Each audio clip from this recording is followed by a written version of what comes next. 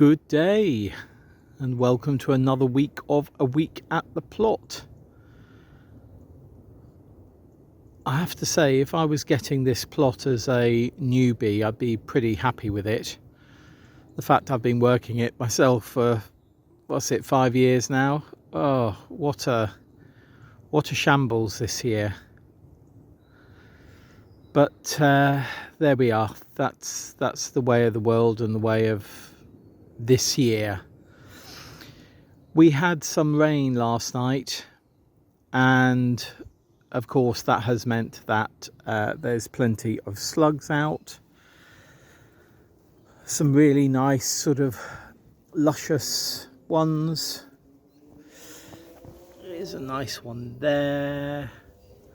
There's a nice one there. There's a nice one over there by the lettuce.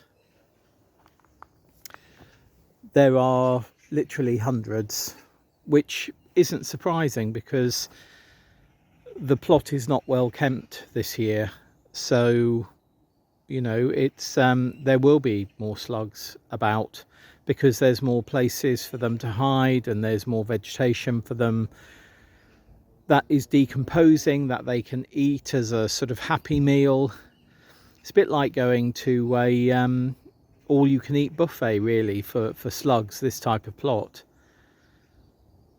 But yeah, that's where we are. That's where we are.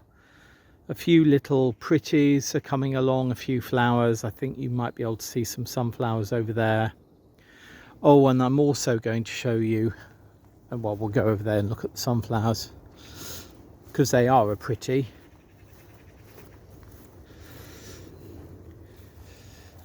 Mini ones.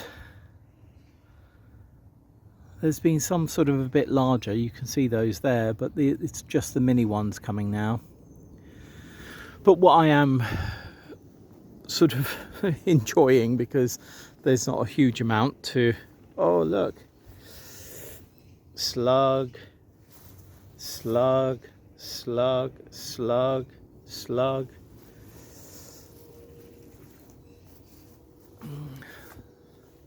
This is a buddleia, quite different to the normal one.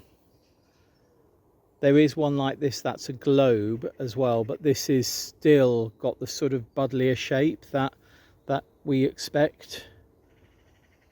But it is rather lovely, even if it won't focus very well. Anyway, let's pop into the poly.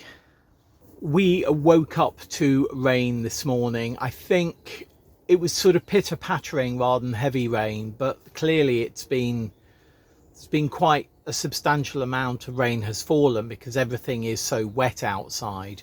I needed to come down early because I didn't get down here yesterday to water the poly and the greenhouse. So I wanted to make sure I was down here early this morning to do that. And I hadn't expected it to rain at all. I asked Alexa yesterday, is it going to rain in the next 24 hours? And she told me no. So there we are. Yeah, can't listen to any weather forecast and trust it, can we? No. But was it... I was asked a question in last week's A Week at the Plot, or on the comments of last week's A Week at the Plot, about how is the amount of food we're growing. I think it was Witsonsmom. How much is the amount of food we're growing this year compared to previous years? And I would say that we're down about 90% in harvests this year. We have had no cucumbers, and will have no cucumbers because they've all been eaten. We have had no courgettes, and you know, we most probably get 20-25 kilos, even more, of courgettes each year. And I make courgette and potato soup in various guises with that, and it will go into the freezer. Also pasta sauces. So yeah, we have no courgette, all eaten. In terms of carrots, the only carrots that we've had are the ones I harvested 10 days ago, something like that. which was about 1.5 kilos. I would normally get 15 kilos, I would have thought, something like that. In terms of beetroot, we're most probably at about 50% where we usually are, so that's doing okay. In terms of chard, we're most probably on a par with last year. In terms of potatoes, we're most probably on a par with last year. So I'm saying sort of around 100% of what we normally get we will have this year. In terms of parsnips, none. What else have we got? In terms of brassicas, just general brassicas, I would say we're most probably, yeah, we're 100% down so far on what we would have harvested this year. And we will have no Brussels sprouts for winter, so that's 100% down on that because all of those have been eaten. In terms of brassicas for winter, I think we'll most probably be at about 20% of what we normally have. Fruit has been around the same. Lettuce has been around the same. Radish has been around the same, which is basically none. Yeah, so I think overall with the things, broad beans, I reckon we were maybe at 50% our harvest of last year. So overall, for various reasons, not just slugs, but certainly a significant proportion has been down to slug damage and snail damage. I reckon we'll be about 90% down. We have no squash, you know. The squash that we put in, the butternut squash we put in, was eaten by slugs, and then the squash and cucumbers and courgettes that I put in after the gate sale I bought at the gate sale, they've all been eaten by slugs. So yeah, Witsonsmom, I reckon about 90% down on last year, which is a significant amount, obviously. Tomatoes, in terms of tomatoes, I've forgotten tomatoes. We will be significantly down because we're growing an awful lot less than we normally do. However, even given that, because I haven't sort of looked after them, and because many were, well, I think we put in 18 and I think 9 were immediately eaten by slugs. Then we put in more after the gate sale, which are taking quite a long time to actually get going. I reckon we'll be down just on what I would expect from those tomatoes, those tomato plants we've still got. I reckon we'll be at about 30 to 40% of their harvest capacity, if you like. So yeah, pretty demoralizing. And I look at some other people on the plot and they're doing really well with certain things and not doing really well with others. Another person was saying to me, I can't believe your beetroot and chard, you know, it's absolutely fantastic. I haven't been able to grow it this year. And she normally grows really good beetroot and really good chard. So yeah, it's a bit of an anomaly this year, certainly. And definitely it's down to me. I was well ahead of the game at the beginning of the year, or the beginning of the growing cycle part of the year, if you like. When we got to February, March, I think I was saying, you know, I feel as though I'm prepared for this year. I feel as though I'm where I need to be for it. And then we just had poor germination and putting things out and then being eaten. And you know, this isn't a pity party. It's just I was asked a question and I couldn't answer it fully. So I thought I'd answer it fully here. So I hope that helps for anyone else. I consider myself quite an experienced grower and a quite advanced allotmenteer. And this year has been below par on so many things for me. That wet winter that we had, wet mild winter, the wet spring that we've had, You know, all of that has led to a proliferation of slugs and snails and other things that have eaten. You know, our strawberries were eaten by magpies. I mean, you know, yeah. But also down to me. I haven't kept on top of the plot. Part of that was down to circumstance. Today, I set myself a day, right, I'm going to have an afternoon down at the plot and I'm going to strim. I don't know if you can hear the sound of the rain on the polytunnel. It's quite light at the moment. But, you know, if we continue to get rain, the grass isn't going to be dry this afternoon. It certainly won't be dry enough to strim. So I'll need to leave that until another day when it's a bit drier. So, yeah, there we are. Anyway, Witsonsmom, I hope that answers your question of how are our harvests of this year comparing to last year and a bit of previous years as well. There we are. Right, I am going to go home and have my breakfast. It's about 7 o'clock in the morning. I need to get to my desk and I need to have breakfast and another cup of tea. See you very soon. Bye. Good day. The lovely Lynda sent us a huge box of tomatoes and peppers from the Isle of Wight Tomato Company.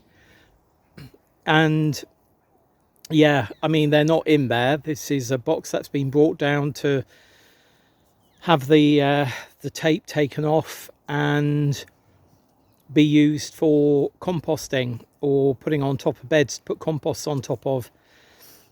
But I think as I passed our tomatoes, they might have been given a little shock because I've been down here a couple of hours now, and I'm sure when I looked at some tomatoes earlier, they were all green. And then I've been weeding. I've weeded this bed here and this bed here today. I've also re-weeded that bed over there. This one is going to be the one I'm going to move on to, leaving the sunflowers in. But as I was weeding here, I noticed that tomato there is beginning to colour, and I'm sure it had no colour on it when I arrived. Absolutely sure. So I think it's been given a kick up the proverbial. Still a little way off. I think that's black crim, that one. Oh, I don't believe it. Oh, look, that one's been eaten and it's colouring up. Oh, good grief. But anyway, I'm sure that didn't have any colour on it when I arrived. It's now Friday afternoon, about 4:15. It's the first time I've really been able to get down here and do some work this week. And I'm pleased with what I've done so far. I've got another hour here at least, so I'm just going to carry on. Cutting a few things back and weeding, as you've seen. There's so much work to do on the plot. There really is so much work to do. But at least we have some fabulous tomatoes of various varieties from the Isle of Wight Tomato Company. Thanks to Lynda. Thank you so much, Lynda. And those gorgeous peppers that came with it as well. And we have a couple of tomatoes colouring up, one of which has already been eaten, which seems apt for this year. It really does. Yeah, I'm just going to carry on weeding after a little break, and the little break is going to involve finishing off this. I will see you again soon. Bye.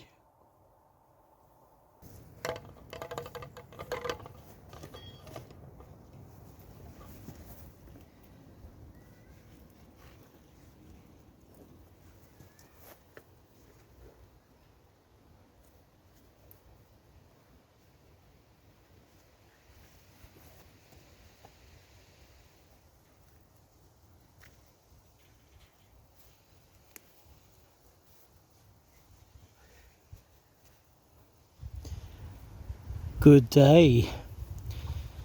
I weeded this bed yesterday and have just today covered the remaining brassicas on this side with hoops, basically to stop any pigeons getting at them. And I've still got some brassicas in modules that should have gone in at least a month ago, but we've got spaces, so I'm going to give it a go and put them in and cover them up with other netting that I've been given by Vivi, shade netting. This netting here is just to keep the pigeons off. In fact, all the netting I'm putting in over these brassicas is to keep pigeons off. And Vivi gave me this one run of fleece, micro fleece tunnel, and the other will be shade netting. I will show you. First of all, I can see a wasp in there, so I'm going to see if I can let it out. Oh, it's just got out. It's down here. Here are the brassicas that are going to be going in. Very, very pale, and I would have thought have been quite stressed, so we might see them bolt, but nothing ventured, nothing gained. And these are the shade netting that Vivi gave me. There's 4 sets there. I think they're 3 meters each. So if we come over here,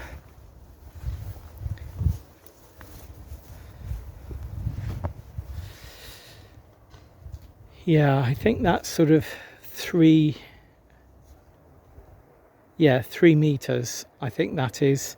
These beds are 2.4 meters long, so yeah, about 3 meters.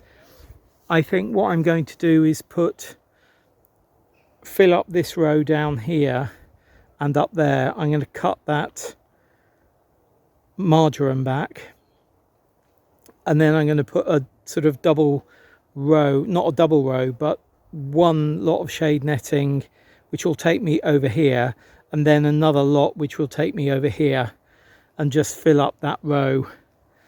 What I do need to do is take that oak out, which I will do. Yeah. And then these, I've got one here which is just coming back. Yeah, I think I'll fill up this row and put another row of netting in there. I'm just going to get on and do that, and then we'll give everything a good water.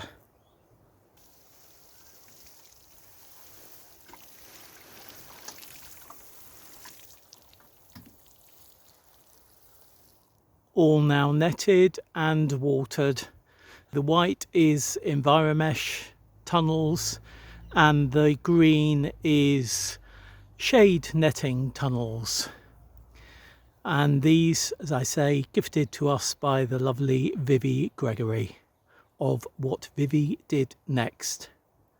At the front here is chicory, and the back endive that we sowed, oh, good 6 weeks ago, I think, 4 weeks, 6 weeks. And I've decided I'm going to put some of these into the poly, mainly the endive, and then the rest of the endive and the chicory are going to go into that bed over there where we had sown beetroot, which germinated really poorly. We've got some D. Chioggia here, one there, and then over on this side, which was golden and oxblood, germination is, well, 1. Unbelievable. I think that's a self-seeded chicory or lettuce. But anyway, I thought instead of leaving this bed empty, I'd put the chicory and the rest of the endive in here. So that's exactly what I'm going to do.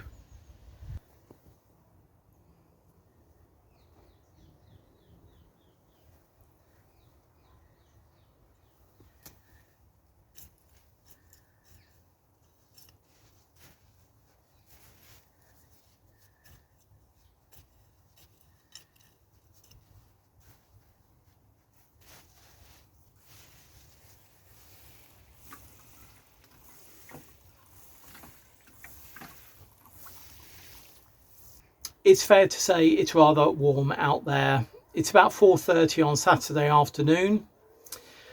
I'm glad to have got the brassicas in that have been hanging around in those modules for far too long. I'm glad to have got the ones that haven't grown out and the whole of those brassicas netted. All that netting will help keep pigeons off. The shade netting in particular will help keep the glare of the sun off, which brassicas, they don't really like full sun. They're fine to be in sort of partial shade. We don't get much partial shade on this plot, so good to have that shade netting. Thanks very much, Vivi. Most of the endive went into the polytunnel. Most of the chicory went into the bed where the beetroots are. I did yesterday sort out the weeding of the other bed next where the sunflowers are, next to the brassicas. I think I took a clip earlier, so I'll fly it in here if I did. There's a few other jobs for me to do. I gave a shout out on our WhatsApp group about mint cuttings, and I've got various mint cuttings coming to me, which I will do the same way as I did the perennial stroke perpetual kale last week. That is doing all right. Unfortunately, I did the cuttings the day before our hottest day, and I think that was silly. I think 2 of them may have already failed. 2 of them are sort of looking a bit limp, but should be okay, I think. So next week I'll take further cuttings of the perennial stroke perpetual kale and do exactly the same as I did last week.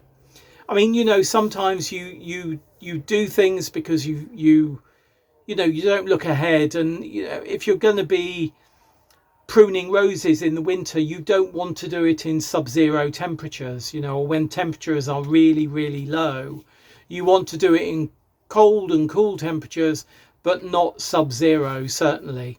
So yeah, I think well, we'll see, won't we? I mean, the original that I just bunged in the bed, that was on a really hot March or April day, and that has taken. So we'll see. Anyway, I've got other things to do, mainly pulling grasses and bindweed and cinquefoil. I think we'll have another look at cinquefoil next week because, oh, there's a heron.